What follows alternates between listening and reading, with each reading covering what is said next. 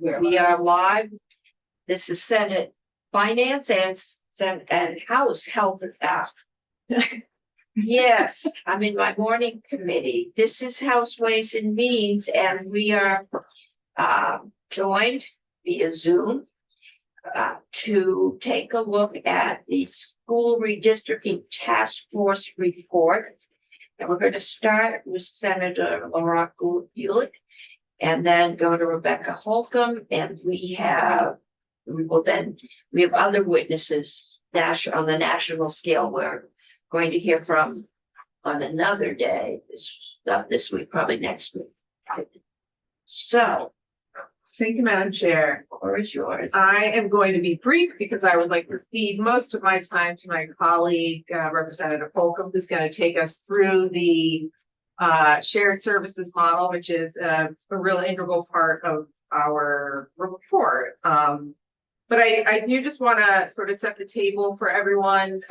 We here in Senate Finance have hard copies of the 147-page bill, which is fabulous. And if you look at the bill, the school redistricting section starts on page 18 and goes to page 24. So it's a relatively small but mighty piece of the bill. It goes through membership. One of the things I've talked about a lot are all of the qualifiers that we had to take into consideration in our work. I'm not going to go over them now, but just so you know, it wasn't just draw lines on a map. It was do that and take into consideration all of these qualifiers. So we met over the summer. We had 8 meetings. We had 4 hearings across the state, getting public input, which was fairly unanimously opposed to large-scale mergers, but definitely in favor of some kind of reform. I think folks are really aware that there are inequities in the system. So we did hear that, but it was an eye-opening experience, and it was really good for some of us who are in more urban areas to be traveling around the state to rural areas to see what exactly it means to deliver education in small rural parts of the state, especially transportation issues. They came through loud and clear in the testimony that we heard. We have on our page, we have the legislative reports. And then part of the report is the Appendix E, which is the proposal. So I think it's important for folks to know that there are kind of 2 really important parts of what we presented, which is the general report, which is, I believe, about 44 pages or 41 pages, and then the actual proposal, which is the Appendix E. So hopefully you've had a chance to take a look at that. And I think the members of the task force who are here in the building would welcome any questions and would be happy to answer them. So with that, I think a lot of you have heard me talk about this already ad nauseum on various platforms. So I think I will cede the rest of my time to Rebecca Holcomb, and I'm happy to sort of interject as we go along, but you can go ahead and talk to us about the Seesaw or shared cooperative education services that are part of Appendix E. Thank you. For the record, my name is Rebecca Holcomb. I represent Windsor Orange 2 in the House, and was also a member of the task force. And I would also encourage Senator Beck to jump in too. We're part of all of these conversations, and I think be helpful to get anything that you feel needs to be at the table. This, first of all, I want to thank you. I know this is in school, we call this 8th period, so everybody's ready to go take a nap or bouncing off the walls. So I really appreciate you taking the time today to let me come in and help speak about this work.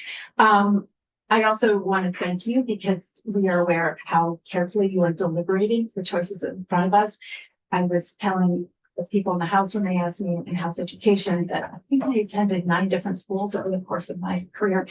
And I still remember most strongly my first teacher, who was actually in Head Start I attended, and I remember her name, and what she was just this towering body of care that I still have very, viscerally in me.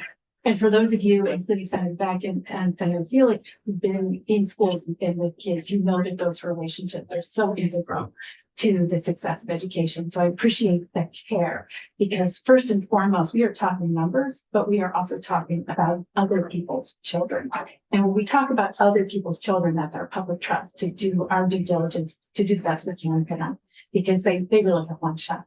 And it's a pleasure to be in front of Senator Cummings again. I feel like we've had this rodeo before. So We had this subject matter in a similar seat, but a different role. So what I'm here today is just to talk about Fox Cooperative Education Services, but it would have been remiss to not mention that this plan came part and parcel with a close examination of some of the data statewide and what that said to us about opportunities for strategic mergers. It came with a review of what the recent research actually says about mergers and what they do and don't do, including the fact that we really couldn't find any evidence that they were likely to lead to cost savings.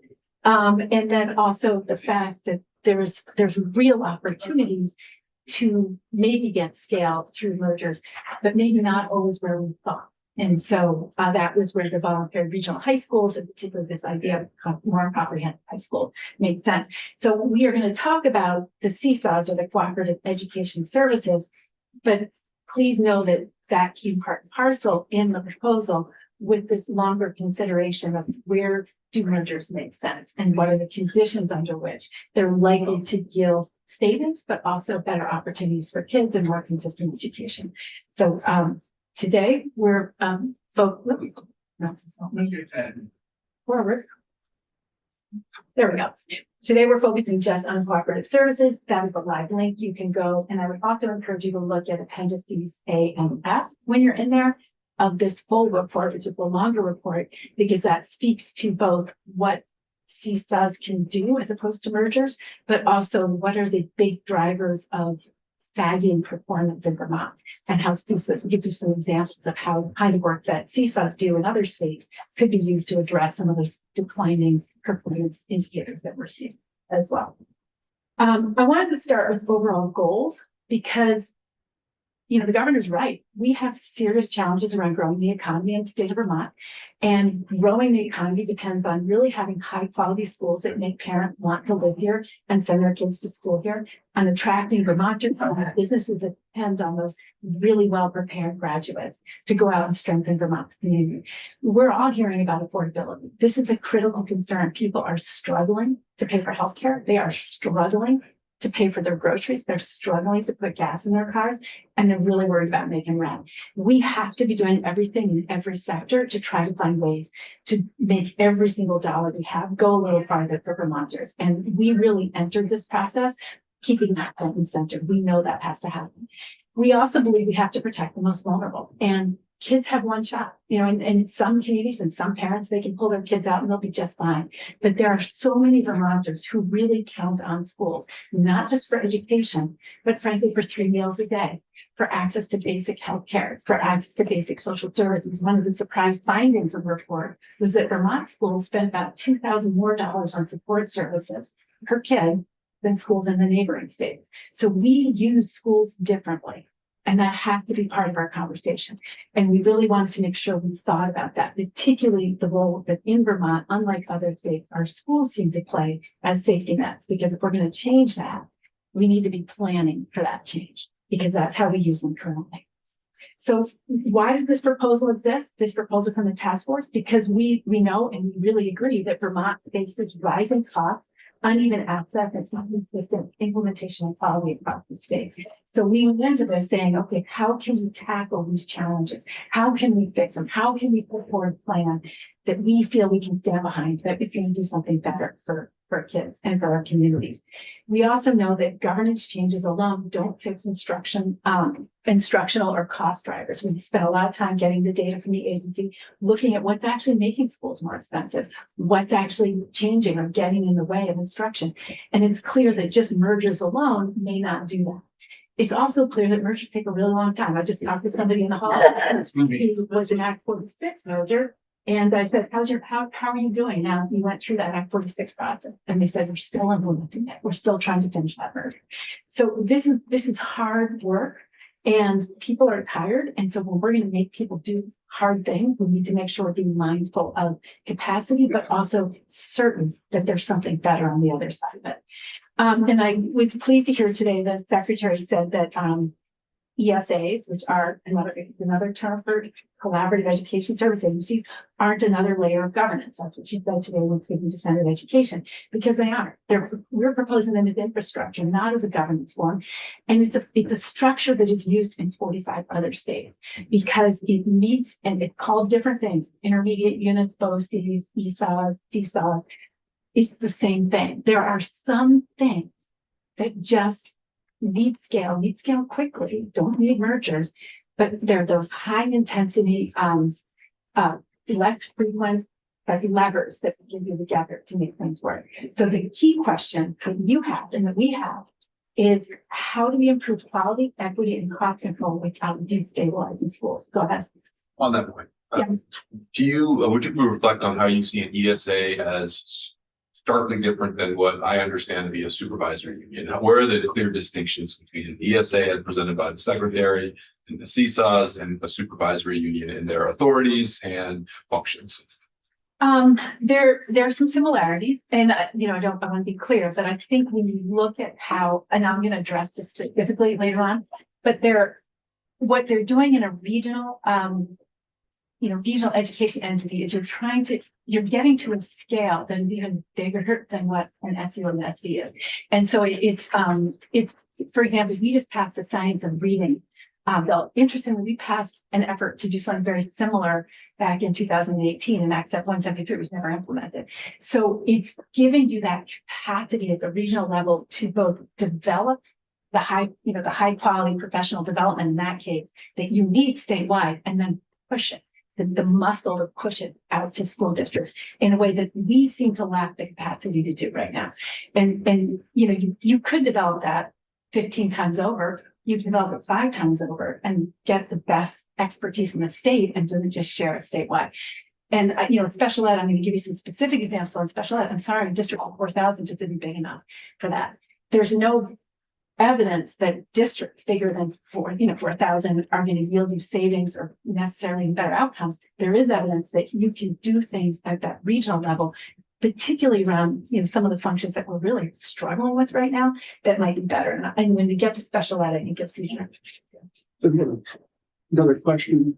You had mentioned just a few minutes ago that there are some that, as you look at the cost per student being expended, that some of our neighboring states are allocating monies differently and therefore have much as a $2,000 difference. Do you know of any statistics that actually show costs per state based on like categories of service being consistent? If you look at the task force report in the main report, the short report, there's a section on cost drivers, and there's a breakdown there.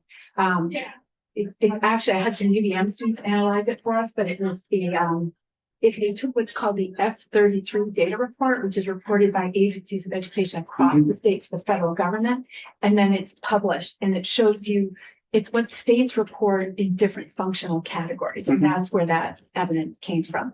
And what that evidence says is that proportional to other states, we spend proportionally more of our dollar on social support. You'll also see where we're spending that. And does it detail in effect a state by state comparison, or does it make that simply as a conclusion? So I pulled out several states to show you what our neighboring states are doing. You could pull every single state if you wanted to. And is that in that report, or is that elsewhere? Or is there a reference at least to find it? Yes, that is there. And I'd be happy to actually send you the original. Okay, I appreciate it. That'd be send you all great. that data. Yeah. Good, thank you. A lot more. Yeah, the only thing I would say is you want to be very careful to analyze at high level categories, because when you get into small categories, we're a small state, very small differences in reporting across districts can be a very bizarre result.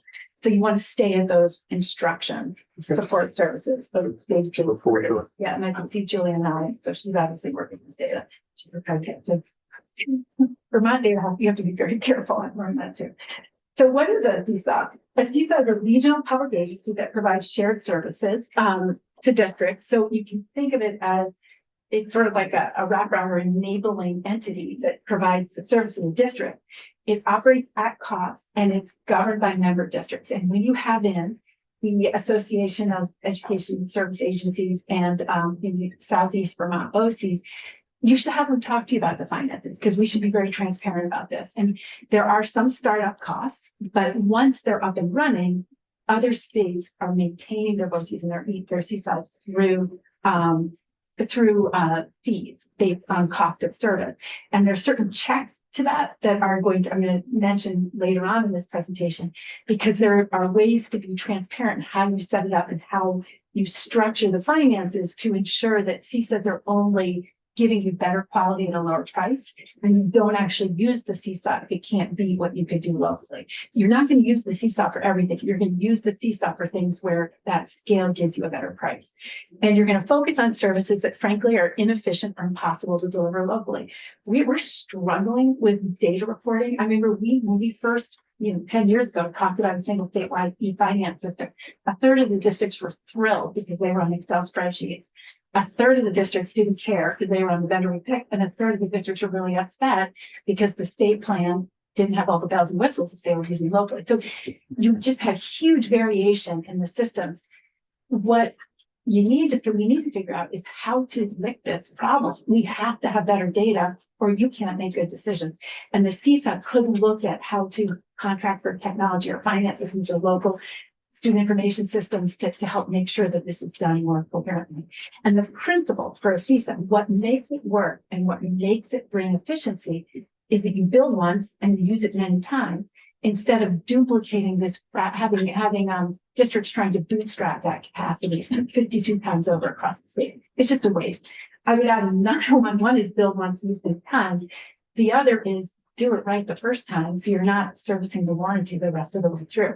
And how many times have we done it poorly, and then we end up just throwing cash at it to try to fix it afterwards because we didn't do it right the first time. Again, there's a finite number of people with the kinds of specialized expertise we need in the state.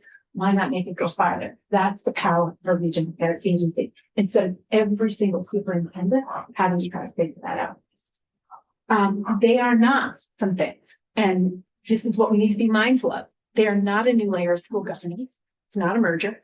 It's not a school district. It's a collaborative. It's not a school closure or consolidation mandate, and it's not a mandate. It's not a privatization. These are all things people have expressed concern about. What districts retain is control over their own local operations, budgets and staffing decisions, community accountability, and instructional leadership, making sure that if they're getting that PD, it's actually getting used. And it frees your local people to focus on improving teaching primary first instructions. That's where we're losing the game right now. And it frees them to do what our kids need us to do. And that's a little bit different. That's very different from what we do. So, a lot of people say, well, why CSOCs and why rural? I mentioned already that they're used in 45 other states. About 20% of kids are educated in rural districts across the country, but in Vermont, about 66%. We're actually, by federal categorization, we are the most rural state. And we're the only one of the most rural states that isn't using some form of structure like this a little bit more coherently right now. And that means that our local districts have to do everything, whereas in other states, they are often supported by one of these intermediate organizations that can help them implement the changes that need to be implemented. So this is a very common tool. It's used regionally. It's not nothing new, and it is used widely, especially in rural areas. They use them, and we talked about some of these, so I'm not going to talk about everything here. But they, if you've been talking to some of the folks who are in the building today, particularly some of our smaller rural districts, but also some of our big districts struggle to hold on to the kinds of expertise. I remember being in a smaller rural district. We received a child who had a traumatic brain injury and was not a native English speaker. We had to go to Massachusetts to get a special educator who could evaluate that child because that person didn't really exist here in the state of Vermont. Now they probably do, but not in all communities. So we spent a tremendous amount of money just to figure out how to serve this child well. if you didn't, as a local district, you can't carry that capacity in your district. So you don't have access to it. You're not big enough to hold that person on staff. What the BOCES in Vermont is doing is it's actually contracting for that specialized staff. And then it's making it available on demand to the member districts and the member schools.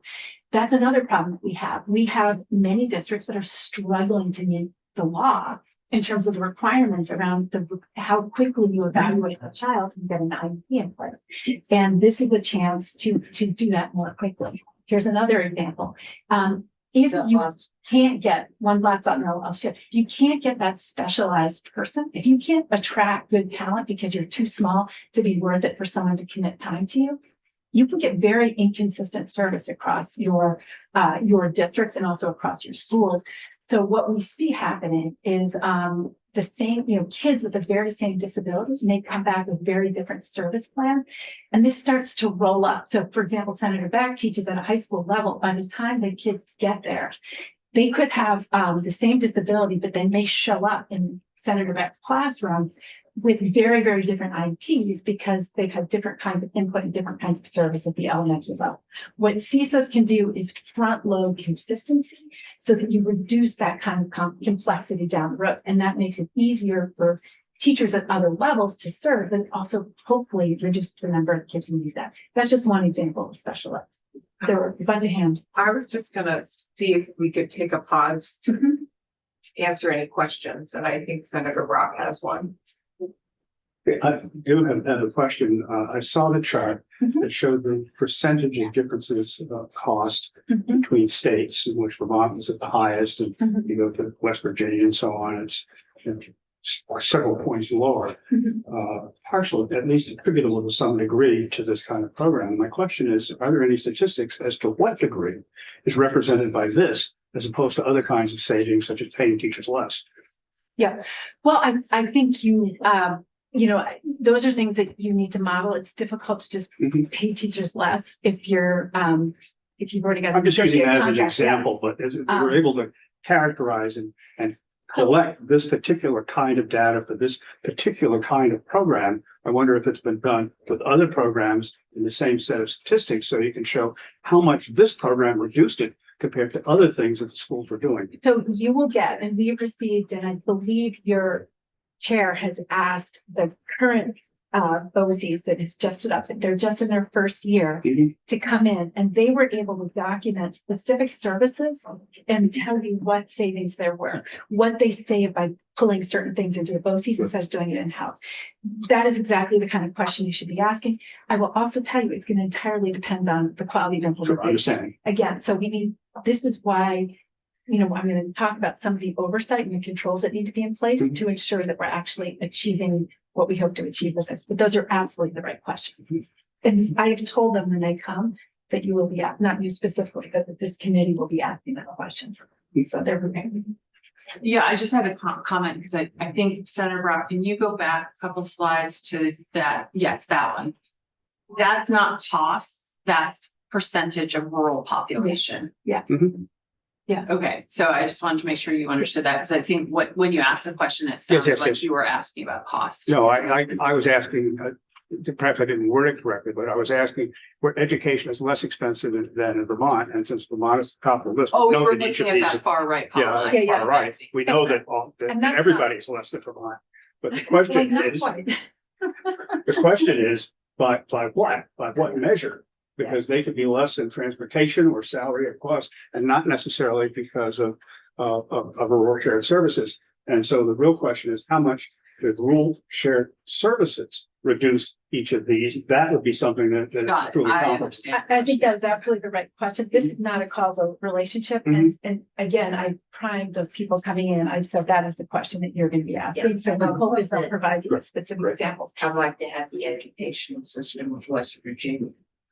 They keep talking about the Mississippi miracle, but I'm not sure what the switch education systems. I think I'm going to hold that thought because we're going to come to that very soon. Yeah. On this slide, I have in front of me 16 BSA 261A, which describes what supervisory unions have as centralized authorities, which functions. sure you know this, Secretary of Education.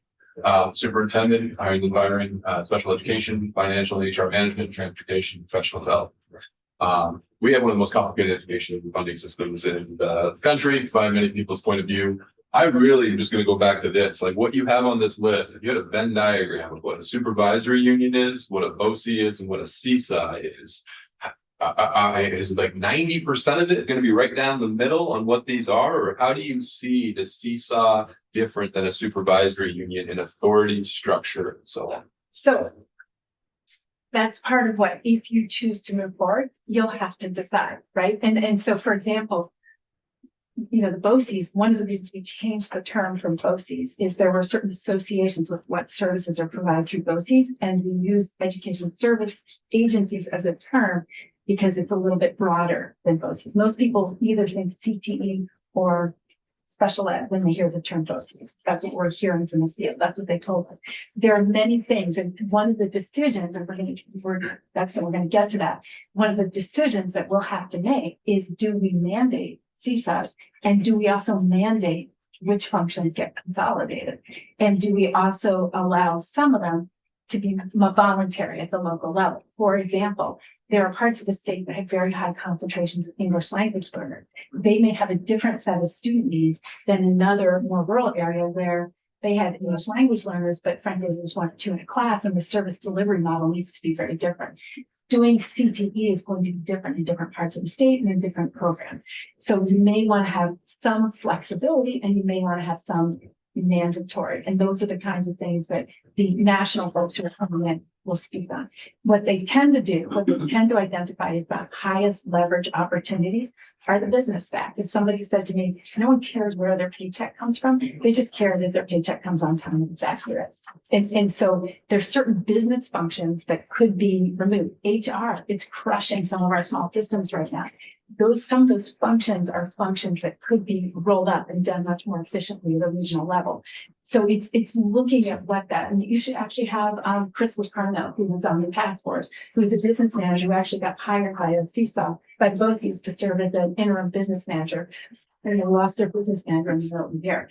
And so you should ask him about what are the business functions that are really done best. Other districts have done, other states have done tech contracting. If you think about the technique, if you have to buy 100 computers versus 10,000, I mean, think of the leverage that you're getting. You're not going to make it all on toilet paper, as you said, but there are some real opportunities, and it's not just the cost; it's getting the right stuff and not wasting it because you did it wrong. And when we, I don't want to go down a rabbit hole, but when we tried to we were trying to get broadband to every school years ago. We had to tell people 3 years prior to the implementation of the Smart and Balanced Assessment, how they could use title money, how they could use their E-rate, and exactly what the tech specs were that they had to buy to.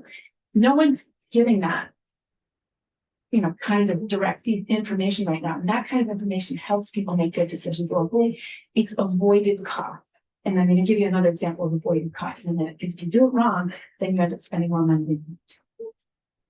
I wasn't prepared to talk about this, but I do think it's important to say that supervisory unions are a governance structure. And one thing that I heard this summer, as we were working on this, from almost every superintendent I talked to, although there are exceptions, a few, is that as a superintendent of a supervisory union, you're possibly going to 12 school board meetings a month. So this model aside, right, your time is already being spent going to multiple school board meetings and spending a lot of time in each of those districts.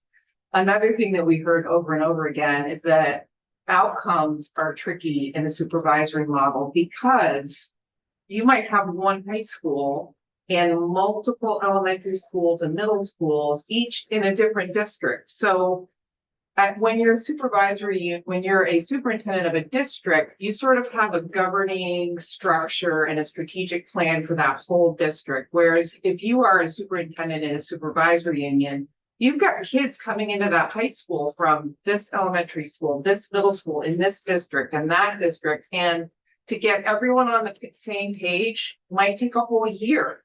So outcomes are affected by that governance structure. And again, like that's totally aside from what this, but I think it's an important distinction to understand. I see that as a huge issue with a 5 district model, but it just with what campaign from Vermont just presented, I see that it's much more manageable if there's 15 of these things.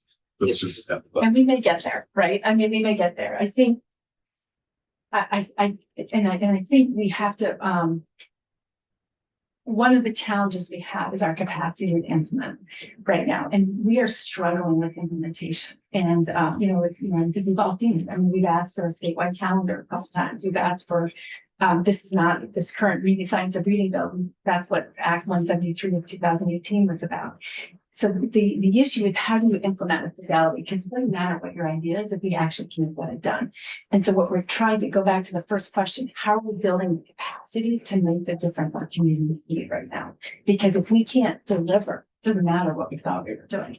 And this is an example. I deliberated putting this in. This is an example. This is data from the agency's website. The intent of Act 173 of 2018 was a shift in funding for how we funded special ed. But it depended, the success of it depended on instructional shifts. It depended on really focusing on improving primary and first instruction, making sure that when a kid comes into elementary school, we are giving them the best literacy instruction, the best math instruction so that they can be successful. Because if we don't, then we have to remediate. The other thing it did is it did make it easier to identify kids as needing specialized education. Here we are 10 years later, and this data to me speaks to the failure of implementation of Act 173. I can't look at this without saying, oh, this was a missed opportunity. We've lost, this is data from the AOE. It's between fiscal year 20 and 25. In that period, we lost about 7% of our students from our school. School districts unwound their teachers by about 8%. So school districts are reducing the number of teachers teaching in K-12. Down by 2% overall, because they actually added some pre-K teachers, and look what they did with their special educators. So we changed the law to make it easier to identify kids needing a specialized instruction through special ed. And we have increased the number of students with an IEP, even as we have a declining enrollment. That's a formula-driven thing. The more IEPs you have, the more special educators you need. If you look at administrators, that's coming to help support that. But look at the line down below. We reduced the number of total teachers by 164, but we added 814 support staff. So we created, by failing to implement the instructional shifts in that bill, we identified more students as needing specialized instruction. Go back to what I said at the very beginning. Are we going to build the model right? Or are we going to not do it right at the beginning and service the warranty all along? Vermont has chosen to service the warranty. And here's the thing about special ed. When you set up a cost structure that is higher like this, and we have districts that are identifying kids as needing an IEP at twice the rate of the nation on average. When you set that up because of maintenance of effort, you're committing to spend more for years. And that's a failure of implementation. And so we can do what we want to do here. But if we aren't paying attention to how it's going to get implemented on the ground, we could end up making things a lot more expensive very quickly. So that's the caution on this. Because we can't spend this amount of money. That's our current And cost. arguably, I know, was it 2 years ago, schools were sending out letters saying your kid might not get their IEP because we don't have the staff. Sounds like they found somebody in the community, Well, they're putting in less specialized. less specialized training, somebody's mother. Well, But that amount of money we put in there, we can only decrease a certain amount, the maintenance of effort. So we're limited in what we can step back from spending that much, no matter how much we improve the system so we don't need to spend that much. So we have locked ourselves in to a very expensive system. and you could go through other aspects, but that is a very good explanation of where a regional education service agency that took that specialized expertise, did the high quality professional development that our educators need. Many of them entered practice before all this research on the science of reading, and provide appropriate expertise on demand around special education. You could prevent this from happening. Another problem that's happening here, and this is also related to our rollout. If you are a district, the way we are now reimbursing students for substantially separate settings, kids who are not in their schools are being placed out of their school into a different setting. If you look at the special education report that was just released by the agency, we are placing kids out into those other settings at a much higher rate than other comparison states. Those are very expensive settings, and once you place kids in those settings, they often don't come back. So again, that's another place where in other states, they are using the BOCES or the seesaws to prevent that problem. Why is it happening? Because if you're a district right now, it's actually the way our reimbursement works, it is in your financial interest to place that child out, because you are being reimbursed more if you place them out than if you keep them in-house and create your own in-house program. So we have perverse incentives that are driving bad practice. They're making things more expensive, and they really aren't good for kids either. That's again where a regional approach to solving some of these children, these problems, this is not a problem about the kid. This is about how we're serving the kid. And if we took that regional approach, there are opportunities there on us to develop it. But if there are opportunities there, we could actually do much better in this arena, both for taxpayers, but also for children as well. That was just, I wanted to give an example. Yeah, I was a little struck by the Act 173 and how much identification that we've increased over the years. Is it an issue of over identifying or being able to identify correctly, or what? Like, I'm curious to learn more about why we are identifying so much faster than other states. I think what we loosen the idea, if you teach well, if you are really focused, I mean, people are going to debate till next year about Mississippi, but if you do focus on improving like primary teaching, making sure that when you send your kids to school, that teacher has the best training in how to support struggling learners. Maybe it's not your kid, but if they have that skill, they can serve that child there. What we've moved from is a model that teaches people to learn in their classroom to a model that teaches people through intervention. Intervention is more expensive. We want to build it right so we don't have to serve as many warranties down the road. And what we haven't done is focus on improving classroom teaching, so that those teachers are better prepared to teach children, so that we don't have to remediate quite as many people. Does that make sense? Yeah, so they're not. But we made it easier to identify, and we've also created a situation where you may get more funding depending on how you identify.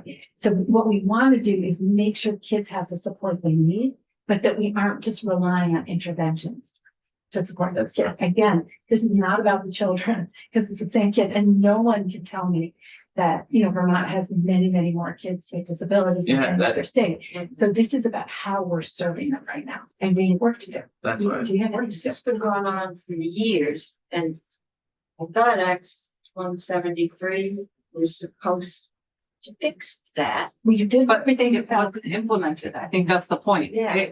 So we're still, They- all right. So the core value proposition, what they can add is more immediate benefits, because you don't have to wait 3 to 5 years for a merger. You can immediately, once you set it up, you could, if you decided that you want to consolidate some of these functions at the regional level, you could, whether it's responsibility for substantially separate placements or the business stack or IT, whatever, you could get that benefit as soon as you stand it up. And there's less transition risk. And that's kind of an issue right now. I mean, we tried very hard at the task force to get specific data from the agency on which positions in which division were funded by which federal funding stream. We know they've already tried to zero out some of those funding streams, and that could still happen if some of it may be granted directly to districts, in which case they may need the CSI help administer those federal funding if they still exist. But if they do go out grant, there's not going to be positions at the agency, because they won't need positions to monitor anymore. So we also could see quite significant losses in staffing. And this is sort of like it's risk management in this moment of instability, it gives us a little bit more capacity to do risk management in the system, as well. And again, you can't get away. They focus on the high cost, low frequency work that can provide you with that resilience and that equity of access across districts, but you have to prioritize implementation. If we don't focus on making sure we can do it right, then we're not going to have the capacity to make the difference our communities are screaming for right now. These are some of the areas you can come back to, as we've already talked about, so I won't belabor it, but these are some of the high impact areas that I suspect you will hear about from the people who come in. I know the secretary spoke about CTE as one. I think there's a lot of interest in support around grants and grants management, particularly with respect to federal funds. But these are all the kinds of things that are used and done in other states. You need a cost control. I appreciate Senator Brock's question because you can't assume any of this will happen. It's how you implement it, and you do need to plan to make sure that when you're doing this, you're protecting taxpayers as well as kids. And one of the ways, and if you look at the sample articles of agreement, the current Seaside did start a fee in the startup because they didn't have the services yet, but their expectation is once they're up and running that it will be fee-based. And so once you're purchasing special ed, the services will be moved from your district up to that regional level, and you'll be doing it as needed at a cost price there.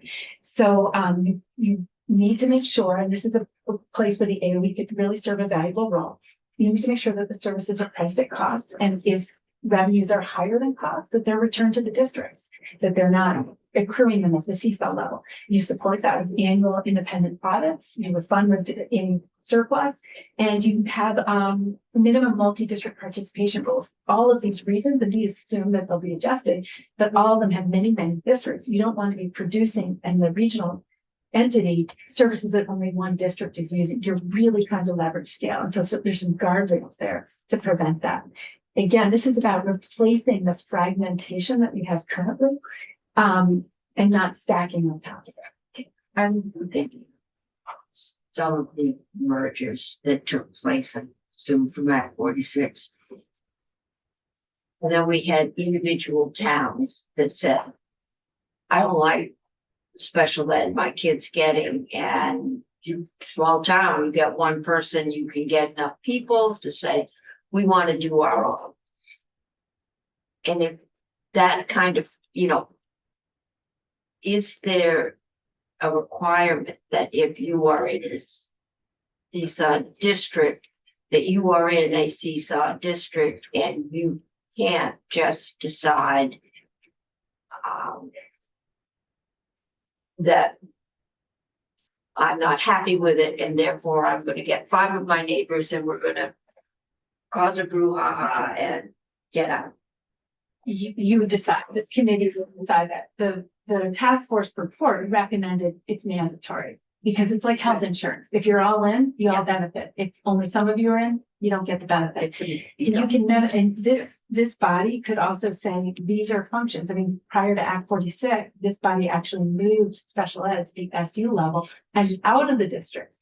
And the places where successful mergers happen were actually places where they successfully elevated special ed.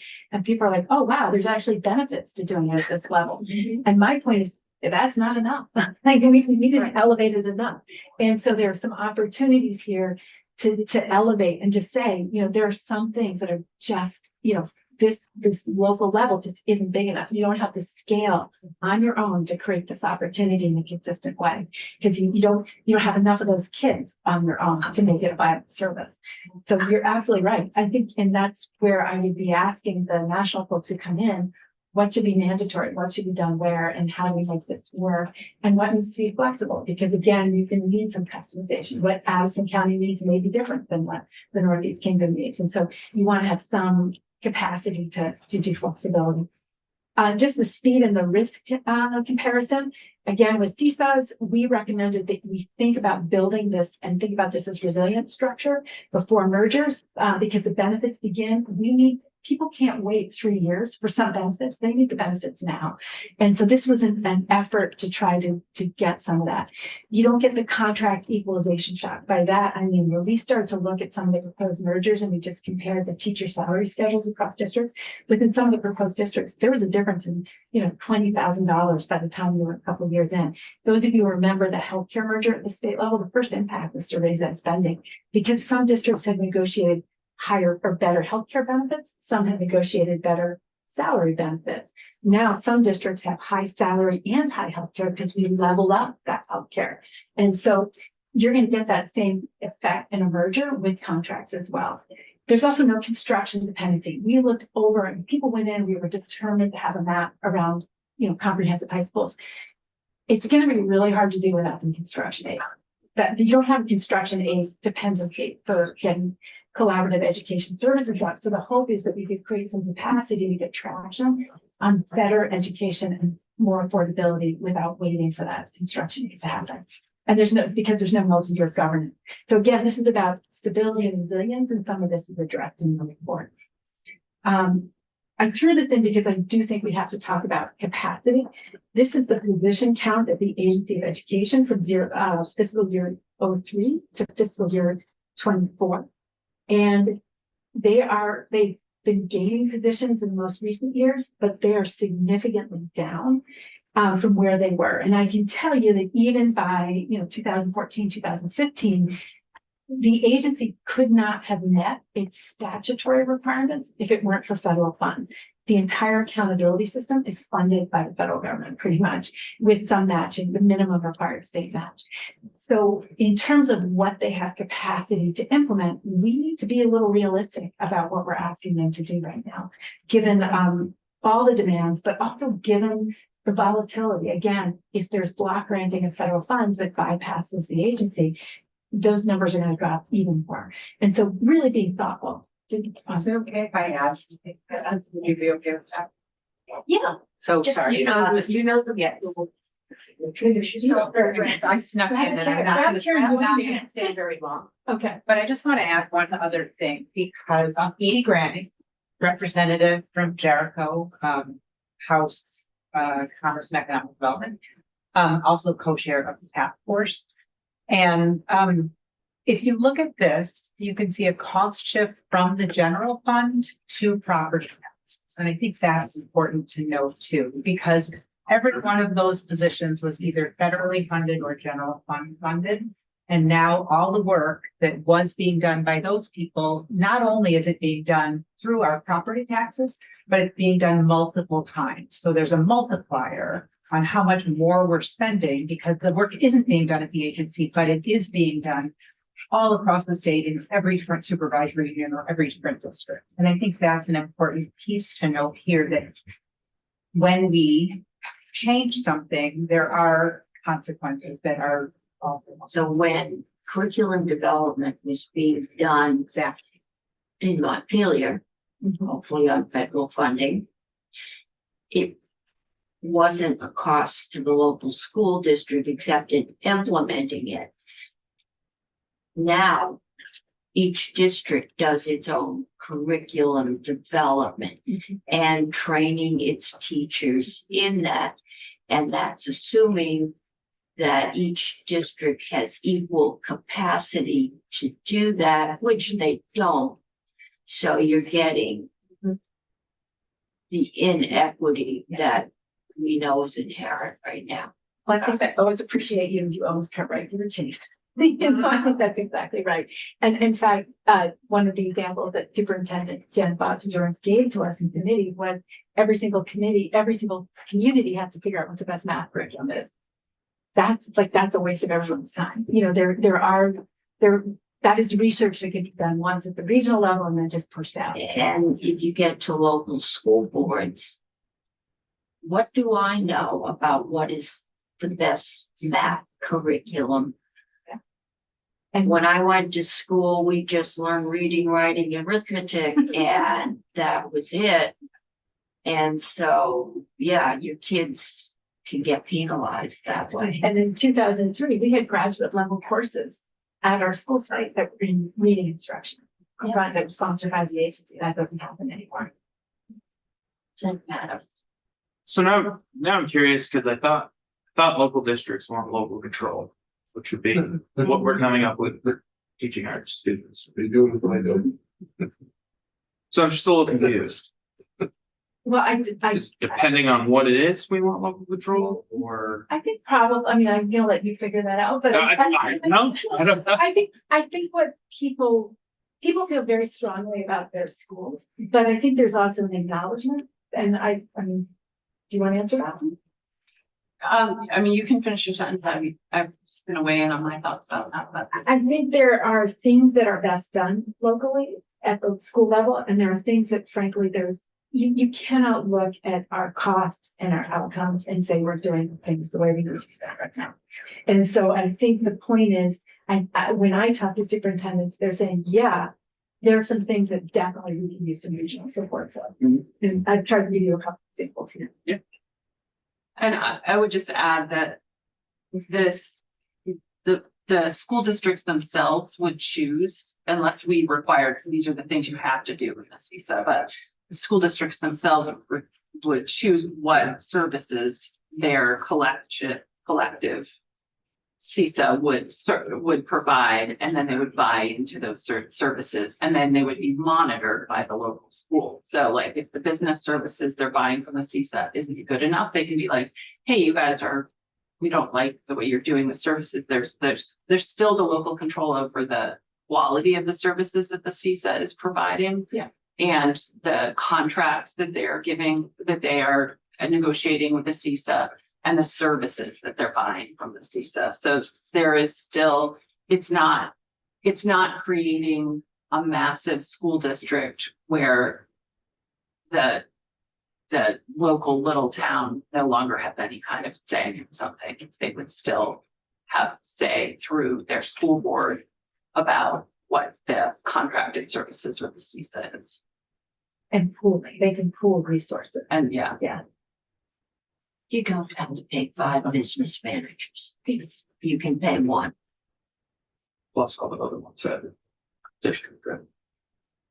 And if there's SUs inside those? No, so that's, I think the point is that you would no longer have a district business manager. It would be a CISA business manager that would do the budget. As long as you agree to that. Yeah, well, that's what you would contract for. This is what you're deciding when you decide what is mandatory versus there's some things you want flexible. And I believe that and you two would know better than me, but in the report, one of the things, the sort of like provisions that would be a stopgap would say that if the CISA is providing these services and you're contracting for these services, you can't also provide them at the school district. Well, I'd imagine I would pay for something not used. But I think that's the point, but you also want to make sure people don't. So There would be some giving up of local control. It wouldn't be your town's business manager. It would be the CFOB business manager who was not making policy decisions per se, like how much you pay your teachers, but they'd be maintaining the books, they'd be running the payroll, they'd be giving you information about what everything costs. However many districts choose to do that within the CISA. Well, Right. We can, that's up to us. That's up to you. yes, What's mandated and what's not, and SU's right now have just one business office Yeah. for multiple districts. That's the thing that I'm, That's already how they operate. right. And I'm still stuck on Senator Chittenden's point about the Venn diagrams. I just feel like we're calling the same thing. The overlapping circles. Yeah.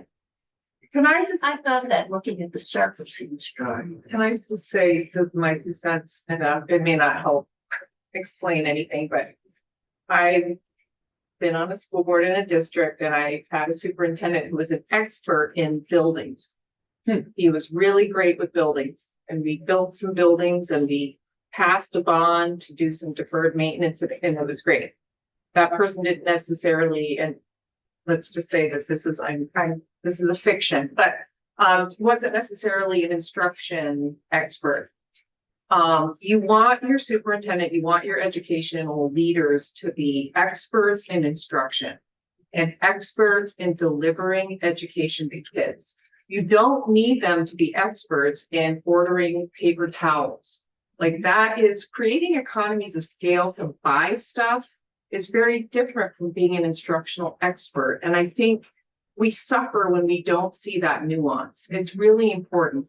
Right now, they're doing it all. And it's not creating economies of scale and it's not efficient or cost effective. And sometimes kids suffer because of that. You might all have to buy a number 2 as opposed to a number 2.5 pencil. Because you would buy the pencils and you wouldn't have somebody say, well, I really prefer this brand of pencil to another. As long as it writes and the kid can hold it, it's a pencil. But if you buy a whole box of pencils, it's a lot cheaper than buying a pencil case full of pencils. Software vending has been another Yeah. area where people just are overwhelmed. Because they have, and so, there are, in New York, there are actually BOCES that have specialized expertise in software procurement who are actually now selling to the entire state because they've developed such expertise that they're now able to scale, not just within the CSAP, but across the state as well. The state of Vermont has found out the hard way that we don't necessarily have the expertise in software. Yeah. And we've made some expensive mistakes because experts are few and far between. And the guy who's a techie in your local school district probably doesn't know enough about how you do a whole new tech system that has to integrate with 15 other ones. If you're bigger, you can afford to pay the cost. And state government has had a problem for years in competing in cost or salary with the private market for any kind of expertise in software, internet. Our salary ranges aren't high enough to be competitive. You get that down into a little school and you just can't afford to hire the best. I just want to be mindful about time because I did want to get to one example of how Okay. CSAs can support them. I'm watching the snow and I know I've got a couple people have a long drive, so So I'm gonna try and get. I know there's been a lot of conversation about bigger districts, so I want to make sure we saved a little time to get there. And just the structural logic is that the CSAs, and if you go to the longer report, section 2, that depends on shared capacity and planning. In the report, it talks about strategic mergers where you're actually using local input and where and what are the conditions under which mergers actually may yield savings and better services. And also section 3 refers to coordinated planning around regional high schools. And I want to make sure we get to an example because I'll give you a couple of graphics that speak to that. But these collaborative entities also could be the platform for having those larger conversations around, coordination creation of regional high schools, for example, which I think we all know in some places is overdue. Need to have risks, we need to manage risks and guardrails. Like I talked a lot about implementation, I say again, we should be anticipating the need to make sure there's no duplication. We need to be anticipating the need to think about AOE capacity and what has to happen for collaboration. If someone just opts out and then tries to free ride on the work of everybody else, that's a problem, or sort of all in, just like healthcare. And we need to build in protections. And the national experts will talk to you about performance scorecards that can be used to track improvements in service. And improvements in service are avoided costs in education. I gave you the example of special ed. We could have done that for other things too. If you do it right, you save money. When you don't do it right, you often pay through the nose. And we need to be really careful about that here. Kids benefit. Yeah. And regional shared services, this is not a new idea. I think we get nervous because we don't have them here, but I just want to make it really clear. This is sort of where people are moving right now. For example, the governor's strategy for healthcare reform, which he presented to us in our joint caucus, was regionalization. And if you look at the logic in those bullet points, it's very similar to what we're talking about with collaborative education service agencies. It's this idea that regional collaboration can help protect access to services, even as you're bringing down costs. And if you listen to the testimony in Senate Ed and Senate Economic Development today, there was a lot of conversation around a CTE CISA. And one of these I've always been proud in Vermont is that we didn't do CTE. It wasn't college or career, it was college and career. And what the secretary was talking today was about an ESA, which is a CISA, to support statewide access and improved regional development of CTE curriculum that could then be pushed into regional high schools in a way that really expanded access to career tech ed, not just in the tech centers. And there are some things that have to be done at the tech centers, but made it more accessible to more kids and made it accessible early. And I know, Rep. Brand, you were in that testimony as well today. And I linked to the proposal. So what you're being asked to decide, and how this works is that we're really up to this body, but it's whether to require regional shared services, whether to limit it to CT or to think about a more integrated approach where there's more robust support and maybe platform some of those conversations that we all know need to happen about governance. And whether to invest your limited state capacity. So for me, the legislative test, and I think this is something we talked about at the task force, was how do we create real capacity to bring down costs and be better for kids and make sure people have fair access to opportunity in places that we currently don't have it. So as we talk about CSAs or whatever we talk about, that's the test. Are we actually making things better for kids and for communities? Because if we can't pass that sniff test, then we shouldn't be doing it right now. This was the map, and we expect this will be modified through district requests. We chose to go with the VSA regions, which were organized around restaurants, where it was easy for superintendents to move years and years and years ago. And obviously they're seriously, yes. That's how many, I thought that was a fun little historical thing. But also the mergers in Act 46 shifted some of those regions, which is why there's some discontinuous districts. So we're assuming that people may ask to be reassigned, and there is recommendation or suggestions in the task force report with respect to that.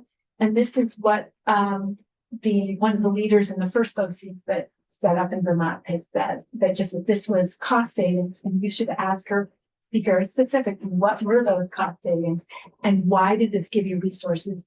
Why did this give you opportunities and expertise you did not have before the BOCES?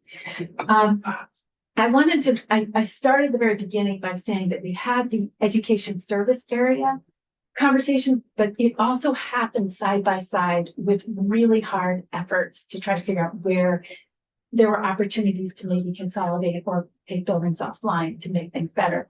And one of the interesting conversations that we had was realizing, first of all, it was much harder to do this in a way that actually made sense than we expected, but also that they also weren't always where we thought they might make sense. And I just want to walk you through one example. This is the enrollment data. This is provided by the VSA.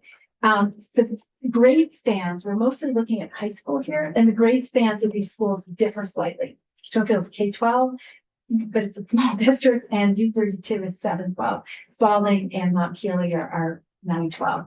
But if you look at this data between fiscal year 1995 and fiscal year 25, these schools collectively lost about 760 kids. That's the equivalent of multiple small schools. So we need to be clear that this is everybody's problem. This isn't some people's problem. And we all need to be talking about what we do. And that bump in Montpelier is when they merged from Roxbury. Right. And part of the Spalding may have to do with the flooding too, right? So there's some other things that are going on there. This is the buildings, the facilities index. These are some of the most depleted. That's a measure of depletion. Washington Central has done some work in their facilities. Obviously, U32 is in much better shape than many buildings. But these are Barry and Montpelier, their buildings, one of them's in a flood zone. These are significantly depreciated assets.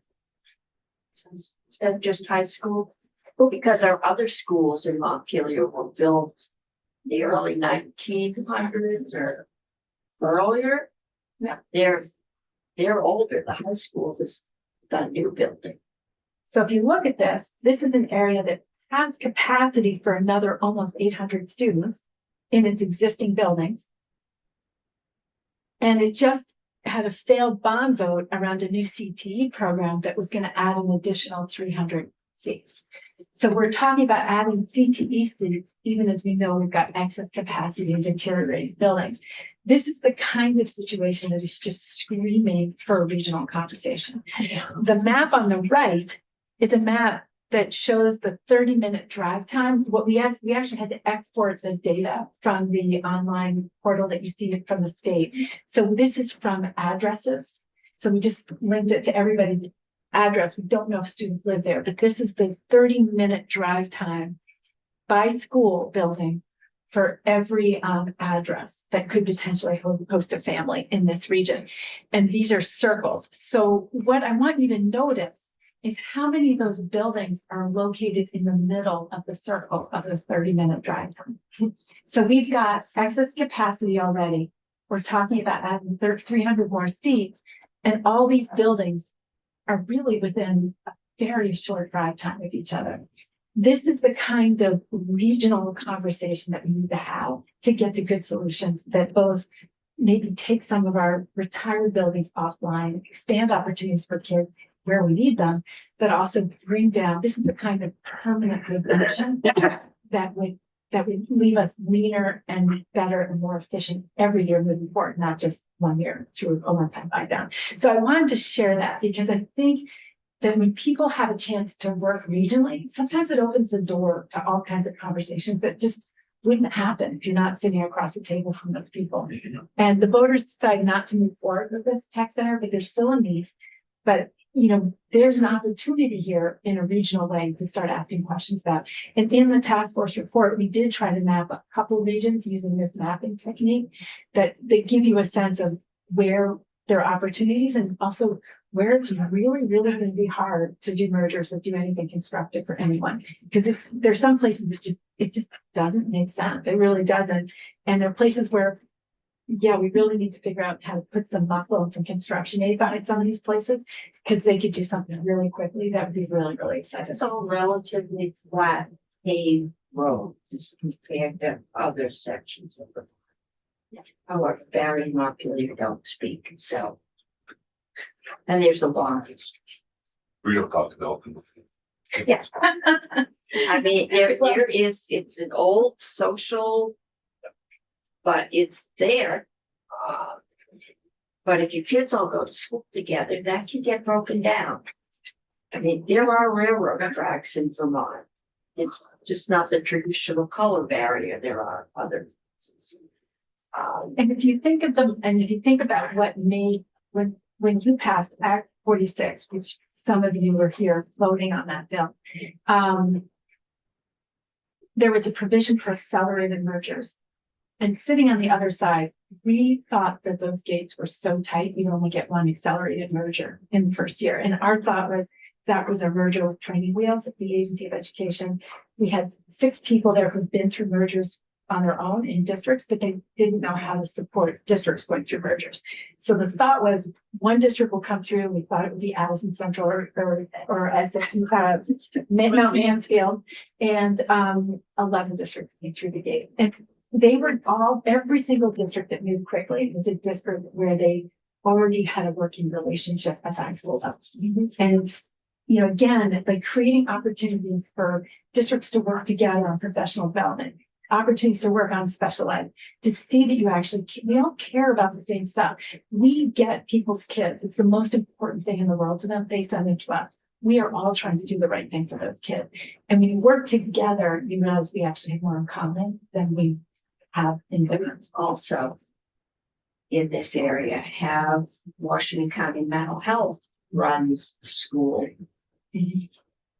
Barry Spalding has a separate school building for its non-traditional um, education. I don't know that that's full, but probably not. So there are other resources here that could be coordinated to help teachers, to help all, and to help kids. I mean, in the end run, it's all. And I'm glad you bring up the designated agencies. I'm thinking of different regions, but for example, in Senator Beck's region, my guess is that some of your students are coming from different designated agency regions. And, Oh, yeah. and so if you think about regional partnerships with multiple DAs, you could try to make those contracts more and those service levels more consistent. Because one of the things we've heard from schools like your school is that it's hard because each of the DAs provides a different service bundle. So at the school, you're trying to integrate those service bundles. But if your seesaw was working to sort of normalize that across the DAs, you might get more consistent for you. Yeah. They can do it for you. And it just reduces cost at the school level. Yeah, Hayes Newton is the poster child. Yeah, for. Lemoyle, Yeah. or being county, yeah. They sit. Washington, it's got 4 counties. Yeah. It's ridiculous. And that's the one, that's the one. Maybe that we goes should up. start with a demonstration project. All right. And that was it. Why that? But I'm here for questions if you have them, or encourage you to, read the report. I've linked it here and see some of the appendices for other things. This has been helpful. Unfortunately, it's not really in our area of jurisdiction, but it does have a financial impact.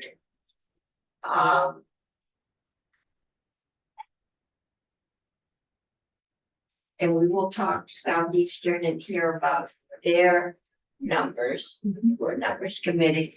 I'm gonna have another conversation with the Department of Ed, and I'll try to talk to the administration about where are their numbers. I mean, if they don't want this, then how are they figuring in differently to come up with better numbers? But I have, in the last year that we've been working on this, not seen any specific numbers to the district proposal.